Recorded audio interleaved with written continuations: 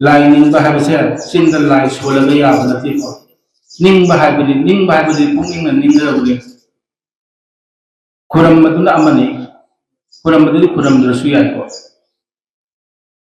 lai kuram da su ya ko su ka di kuram da ya da ba lai ti kuram da ning ba ke ning ba ba di samon da ning mani mangon da matam mang ti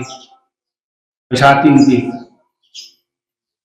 Kamoy nung naningsa pa ba ay na maputo po ay naningsa yung maputo kamoy sing at sila di ko kudingi kung sa kuding ay nagtatala naningsa dito magunilay din ba sila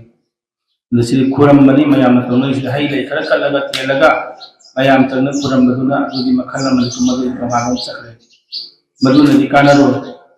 ay nahajam din bani matam sumang daw pasal pasuting daw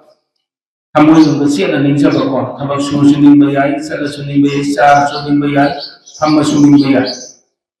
Sana suming baya mali Muhammad tamay pamreki.